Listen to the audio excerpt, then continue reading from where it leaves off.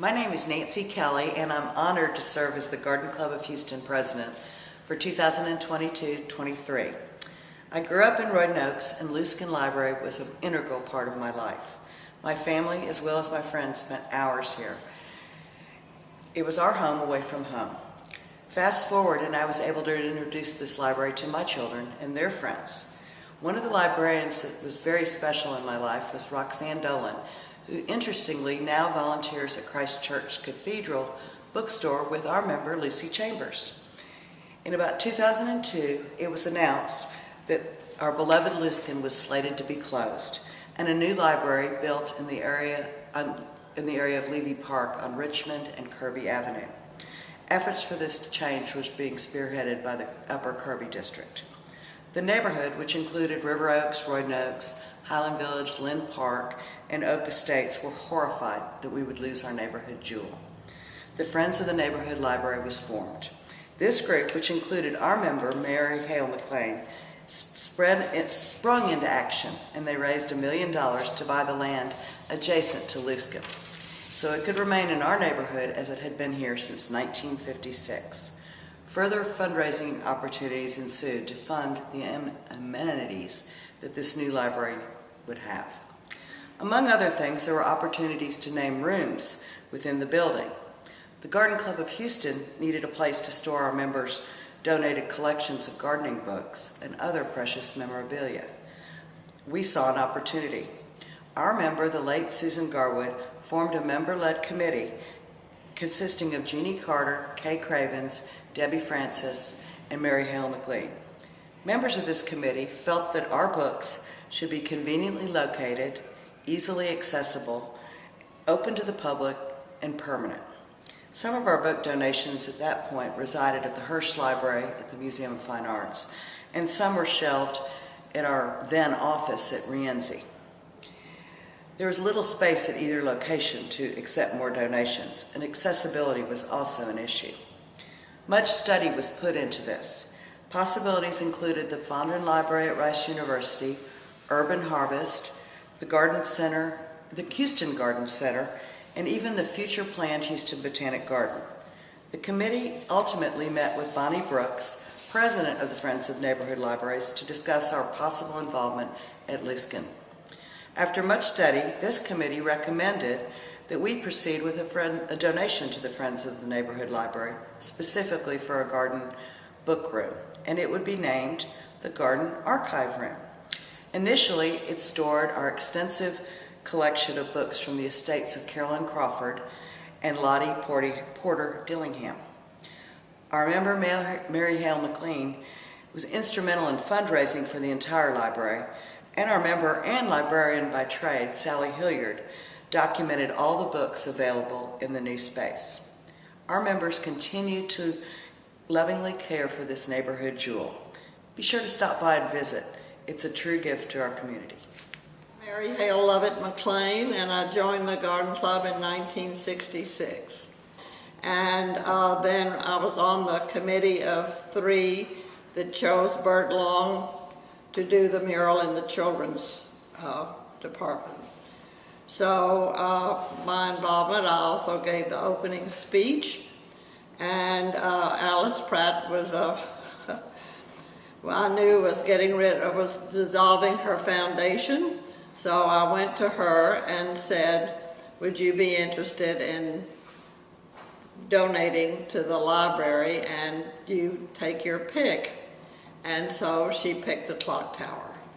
And she did it in memory of her parents, Emily and Joseph Evans. And so that's how this got done.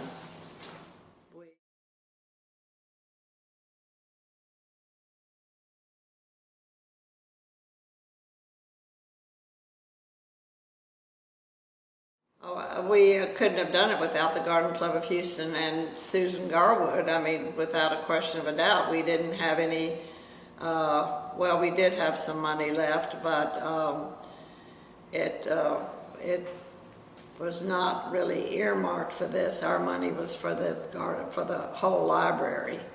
And so in order to to make it the Garden Club of Houston, we had to have extra funds. We could not do it with the funds we had raised from the community.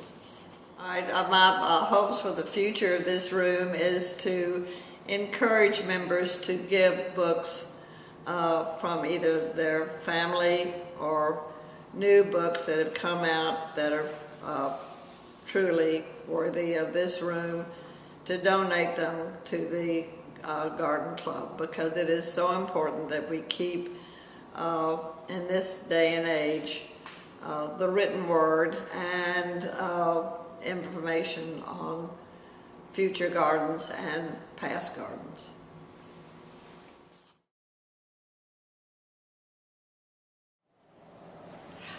My name is Sally Picton Wise Hilliard, and I joined the Garden Club in 1982. I'm a librarian by training, and my cousin-in-law, Shelby Jones, was president of the League of the Garden Club, and I think she asked me to come and see if I could organize the books that had been donated to the Garden Club by past members. And they were at the time being stored at Brienzi in the room that the club used for its offices. So I, on Saturdays, would have really distinct memories of going over to Rienzi and knocking on the door and having them let me in and walk through the kitchen and go down the stairs to this little office room at the back of Rienzi. It just seemed so special to me at the time. But I just made lists of the books that had been donated, and I wrote down the information, publisher, date of publication, that sort of thing for every book, and put it in an Excel spreadsheet. And we had one major donor was the Crawford family, and I think probably close to 200 books were donated by her. And then a second was an even older collection, just of 10 to 20 books by Lottie Dillingham. And they were kind of fun because they were very old books, and I couldn't really find records online for many of them. So that was just the beginning of the club's collection, and I think that was the seed collection that was eventually moved over to Looscan Library to be part of the gardening archive here. When the collection was first moved over here, I think there was an effort to try to put a record of the books that are in the collection online. We asked Houston Public Library if it could possibly be included in their online catalog, and they declined. They said that they only would list books that had been purchased by them for the library, and since they weren't really owners of these books, they didn't want them to be in the catalog. So I'm not sure who found the online catalog called Library Thing. It was a free utility that anyone could use to organize their library books. And so that's what we decided to go ahead and put our books into a catalog on Library Thing. And it's a great little program because it can pull up information on almost any book that's been published and then save it into your collection so that it's a very accurate listing of the books that we have here. When we first brought the books over into this collection here, we had approximately 200 books.